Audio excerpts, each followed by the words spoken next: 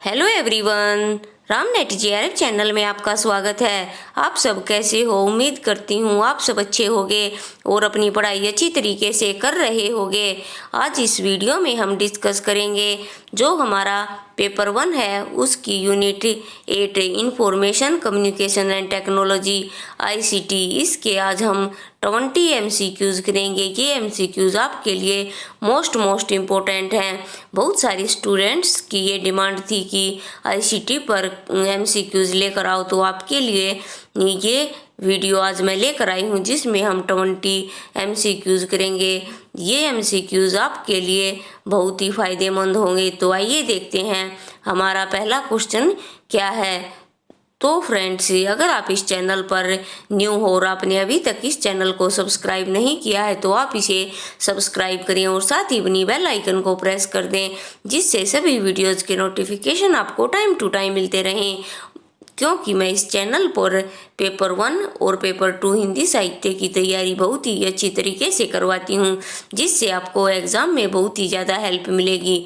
तो पहला क्वेश्चन देखते हैं हमारा क्या है।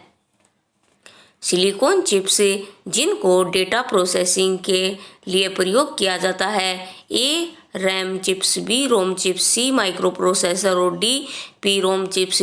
तो सिलिकॉन चिप्स जिनको डेटा प्रोसेसिंग के लिए प्रयोग किया जाता है, इसका राइट ऑप्शन होगा हमारा सी माइक्रो प्रोसेसर।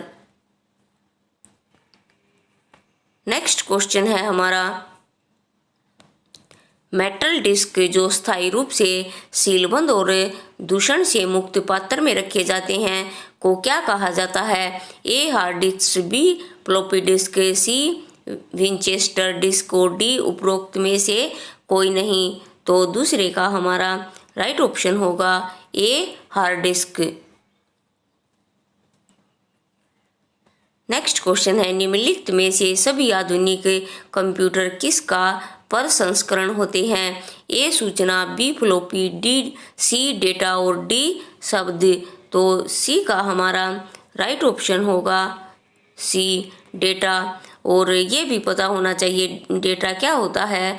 डेटा होता है कलेक्टिंग ऑफ इंफॉर्मेशन, जिसमें हम कोई भी इंफॉर्मेशन स्टोर करके रखते हैं उसको डेटा कहा जाता है। नेक्स्ट क्वेश्चन है फोर्थ, निम्नलिखित में से कौन सा विकल्प निर्देश और मेमोरी एड्रेस का प्रतिनिधित्व करते हैं? A character mode, B binary mode, C binary शब्द और डी उपरोक्त में से कोई नहीं। तो फोर्थ का हमारा राइट ऑप्शन होगा बी बाइनरी कोड। इसमें पूछा गया है निम्नलिखित में से कौन सा विकल्प निर्देश जो हम निर्देश देते हैं मेमोरी एड्रेस का प्रतिनिधित्व करते हैं, तो बाइनरी कोड।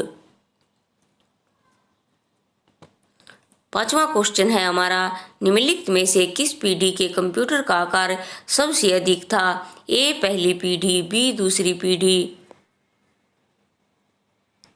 सी तीसरी पीढ़ी और डी चौथी पीढ़ी। तो इसका हमारा राइट ऑप्शन होगा ए। इसमें पूछा गया कि किस पीढ़ी के कंप्यूटर का आकार सबसे अधिक था, तो पहली पीढ़ी। अगर आपको ये क्वेश्चन नहीं आता तब भी आप अपना दिमाग लगा कर इसे कर सकते हो, क्योंकि जब स्टार्टिंग में कंप्यूटर बने थे या कंप्यूटर आए थे तो उनका आकार बहुत ही ज़्यादा बड़ा था। जैसे एक बड़ा रूम है उसके अंदर एक ही कंप्यूटर आता था। तो आपको याद रखना है कि पहली पीढ़ी के कंप्यूटर आकार में सबसे ज़्यादा बड़े थे। नेक्स्ट क्वेश्चन है छठा, निम्नलिखित में से किस पीढ़ी के कंप्यूटर के माइक्रो प्रोसेसर सूचन उपकरणों के रूप में कार्य करते हैं?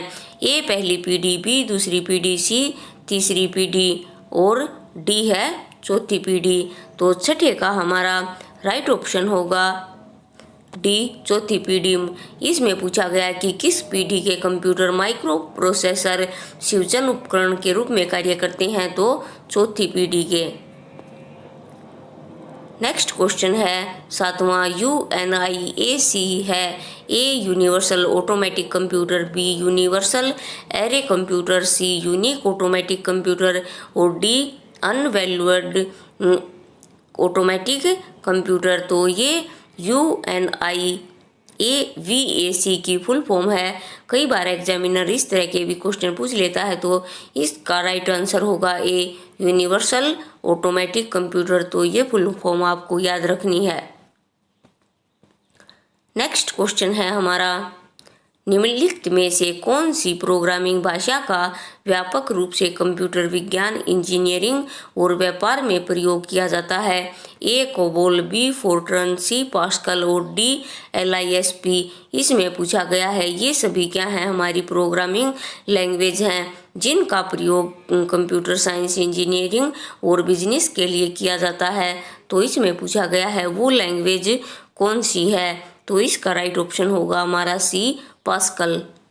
पास्कल क्या है, एक हमारी प्रोग्रामिंग लैंग्वेज है। नेक्स्ट क्वेश्चन है, निम्नलिखित में से कौन सा घटक पहले इलेक्ट्रॉनिक डिजिटल कंप्यूटर में निहित था? A electronic valve, B vacuum tube, C transistor और डी सेमीकंडक्टर मेमोरी। तो 9वें का हमारा राइट ऑप्शन होगा D, semiconductor memory. Next question है, निम्नलिखित में से किसको पहली पीढ़ी के कंप्यूटर से संबंधित कहा जा सकता है? ए AC, बी IBM 1401, सी IBM 8090, डी UNIVAC। तो इस 10वें का हमारा राइट ऑप्शन होगा डी, UNIVAC। ये जो पहली पीढ़ी के कंप्यूटर थे उनसे संबंधित है। नेक्स्ट क्वेश्चन है 11, कंप्यूटर में उपयोग में आने वाली IC चिप्स किससे बनी होती है? ए सिलिकॉन, बी तांबा, सी स्टील और डी प्लास्टिक। तो जो कंप्यूटर में IC चिप्स लगी होती हैं वो किससे बनी होती हैं? तो इसका राइट ऑप्शन होगा ए सिलिकॉन। सिलिकॉन से बनी हुई होती हैं चिप्स, जिसे IC कहा जाता है, इंटीग्रेटेड सर्किट। नेक्स्ट क्वेश्चन है 12वां, निम्नलिखित में से कौन सा कंप्यूटर मेमोरी प्रकारों में से उच्चतम से न्यूनतम गति को सूचीबद्ध करता है? A secondary storage. ये क्वेश्चन मोस्ट इम्पोर्टेंट है, आप इसे ज़रूर ध्यान रखें। Secondary storage main memory, RAM, cache memory और CPU और रजिस्टर। बी है CPU registers, cache memory, secondary storage, main memory, RAM। C हमारा ऑप्शन है CPU register, cache memory, main memory, RAM और सेकेंडरी स्टोरेज। उसके बाद है D, cache memory, CPU register, main memory, RAM और secondary storage. तो इसका हमारा जो क्वेश्चन है 12वां, इसका राइट ऑप्शन होगा हमारा सी। पहले आएगा CPU, उसके बाद रजिस्टर, फिर कैश मेमोरी, फिर मेन मेमोरी, RAM और उसके बाद सेकेंडरी स्टोरेज। तो आप इस क्रम को याद रखें, अपनी नोटबुक में लिख लें। इससे क्वेश्चन ज़रूर बनता है कि पहले आएगा CPU, उसके बाद रजिस्टर, फिर कैश मेमोरी, फिर मेन मेमोरी, RAM और उसके बाद सेकेंडरी स्टोरेज। अगर आपको ये क्वेश्चन बिल्कुल भी नहीं आता और आप ये सोच रहे हो कि इसका राइट ऑप्शन क्या होगा, तो आप थोड़ा सा ध्यान रखें कि लास्ट में आएगा हमारी सेकेंडरी स्टोरेज, यानी जो भी हम काम करते हैं वो स्टोर किया जाता है, और वो स्टोर कहाँ पर होता है? सेकेंडरी स्टोरेज डिवाइस में। तो लास्ट में कोई भी हम काम करेंगे वो स्टोर होगा सेकेंडरी स्टोरेज डिवाइस के अंदर। तो इस तरह आप याद रख सकते हो, और फर्स्ट से भी याद रख सकते हो CPU। कोई भी कार्य होगा वो CPU के द्वारा ही होगा। तो इन दोनों से भी आप अच्छी ट्रिक लगाकर अपना क्वेश्चन राइट कर सकते हो। नेक्स्ट क्वेश्चन है 8 बिट्स का एक संग्रह कहा जाता है? ए बाइट, बी शब्द, सी फाइल और डी फोल्डर। तो इसका हमारा राइट ऑप्शन होगा ए बाइट। अगला क्वेश्चन है 14वां, निम्न में से किसको हम कंप्यूटर का मस्तिष्क कहते हैं, जो कि बाह्य उपकरणों को अपने नियंत्रण में रखता है? ए सामान्य पावर यूनिट, बी सामान्य प्रोसेसिंग यूनिट, सी केंद्रीय पावर यूनिट और डी सेंट्रल प्रोसेसिंग यूनिट। तो इसका हमारा राइट ऑप्शन होगा डी सेंट्रल प्रोसेसिंग यूनिट, जिसे शॉर्ट में सीपीयू कहा जाता है। सीपीयू को ही कंप्यूटर का माइंड कहते हैं और जो भी हम कार्य करते हैं उस सब का कंट्रोल सीपीयू के अंदर होता है, इसीलिए इसे कंप्यूटर का माइंड कहा जाता है, central processing unit. Next question है 15वां, जब कंप्यूटर बूटिंग कर रहा हो तो मेमोरी में BIOS किसके द्वारा लोड किया जा रहा होता है? A RAM, B ROM, C CD रोम और डी TCP। तो 15वें का हमारा राइट ऑप्शन होगा बी रोम के द्वारा। जब कंप्यूटर बूटिंग कर रहा हो तो मेमोरी में BIOS किसके द्वारा लोड किया जाता है? तो रोम के द्वारा लोड किया जाता है। नेक्स्ट क्वेश्चन है, निम्नलिखित में से सेंट्रल प्रोसेसिंग यूनिट के कौन से अव्यय हैं? ए इनपुट आउटपुट और processor, B input output processor और ब्राउज़र, सी नियंत्रण इकाई अंकगणितीय तर्क इकाई और प्रारंभिक समर्थी, डी है हमारा नियंत्रण इकाई प्रोसेसर और प्रारंभिक समर्थी। तो 16वें का हमारा राइट ऑप्शन होगा सी नियंत्रण इकाई अंकगणितीय तर्क इकाई और प्रारंभिक समर्थी, यानी नियंत्रण इकाई कंट्रोल यूनिट, इसका मैथमेटिकल यूनिट और प्राइमरी मेमोरी, ये सब सेंट्रल प्रोसेसिंग यूनिट के पार्ट हैं, यानी ये सब सीपीयू के पार्ट हैं। नेक्स्ट क्वेश्चन है, ALU का अर्थ है A arithmetic logical unit, B array logic unit, C application logic unit और डी उपरोक्त में से कोई नहीं। तो ये क्वेश्चन भी हमारा एग्जाम में आया है कि ALU की फुल फॉर्म क्या है या ALU का अर्थ क्या है? तो इसका आंसर होगा ए अर्थमेटिक लॉजिकल यूनिट। अगला क्वेश्चन है 18वां, कंप्यूटर को ALU कहाँ से प्राप्त निर्देशों पर त्वरित प्रतिक्रिया देता है? ए प्राथमिक समर्थी, बी नियंत्रण अनुभाग, सी बाहरी समर्थी और डी कैश समर्थी। तो 18वें का हमारा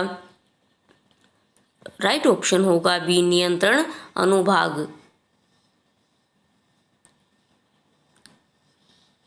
19वां है हमारा क्वेश्चन, निम्नलिखित में से बटन और मेनू किस में होते हैं जो कि सामान्यतः प्रयोग किए जाने वाले निर्देशों तक तीव्रता से पहुंचा देते हैं? A menu bar, B toolbar, C window और डी उपरोक्त में से कोई नहीं। तो इसका हमारा राइट ऑप्शन होगा 19वें का बी टूल बार। इसमें पूछा गया है कि बटन और मेनू किस में होते हैं? तो जो हमारी विंडो होती है, चाहे वो पेंट की हो, MS वर्ड की हो, पावर पॉइंट की हो, उसके ऊपर एक टूल बार बनी होती है, पहले टाइटल बार, मेनू बार और टूल बार। तो टूल बार में इस तरह के आइकन बने होते हैं जिसे हम बार बार फाइल इसमें जाने की ज़रूरत नहीं होती, सीधे ही हम टूल बार से कोई भी कार्य कर सकते हैं। तो इसमें पूछा गया कि बटन और मेनू किस में होते हैं जो कि सामान्यतः प्रयोग किए जाने वाले निर्देशों तक तीव्रता से पहुंच सकते हैं। तो इसका राइट ऑप्शन होगा बी टूल बार। अगला क्वेश्चन है हमारा, और ये हमारा लास्ट क्वेश्चन है, ऐसा सॉफ्टवेयर जिसको कॉपी किया जा सके एवं जिसको निःशुल्क उपयोग किया जा सके, इसके वितरण पर कुछ प्रतिबंध हो सकते हैं, को हम क्या कहते हैं? ए स्पाईवेयर, बी फ्रीवेयर, सी मालवेयर और डी इनमें से कोई नहीं। तो इसका राइट ऑप्शन होगा हमारा बी फ्रीवेयर। ऐसा सॉफ्टवेयर जिसको कॉपी किया जा सकता है और इसका यूज हम फ्री में कर सकते हैं, इसके वितरण पर कुछ प्रतिबंध हो सकते हैं, इसको हम क्या कहते हैं? तो इसका राइट ऑप्शन होगा हमारा बी फ्रीवेयर। तो आज हमने इसमें 20 टॉप एमसीक्यूज़ किए। ये एमसीक्यूज़ आपको कैसे लगे और 20 में से आपके कितने क्वेश्चन सही हुए, ये भी मुझे आप कमेंट करके बताएं। और ये वीडियो आपको कैसी लगी और आप किस टॉपिक पर वीडियो चाहते हो, ये भी मुझे बताएं। तो फ्रेंड्स, आज के लिए इतना ही। मिलते हैं नेक्स्ट वीडियो में और नए इंपॉर्टेंट और इंटरेस्टिंग टॉपिक के साथ। तो इस वीडियो को लाइक करें, चैनल को सब्सक्राइब करें और इसे ज़्यादा से ज़्यादा शेयर करें। जो भी स्टूडेंट्स हिंदी मीडियम से पेपर 1 की तैयारी कर रहे हैं, सभी को इन वीडियोज़ का लाभ पहुँचे। तो फ्रेंड्स, आप वीडियो तो वॉच करते हो लेकिन इसे लाइक, सब्सक्राइब और शेयर नहीं करते। तो आप इस चैनल को ज़्यादा से ज़्यादा सब्सक्राइब करें और ज़्यादा से ज़्यादा शेयर करें, जिससे मुझे भी मोटिवेशन मिलेगा और मैं आपके लिए और भी अच्छे अच्छे वीडियो लाने का प्रयास करूँगी। तो फ्रेंड्स, आज के लिए इतना ही। Thank you.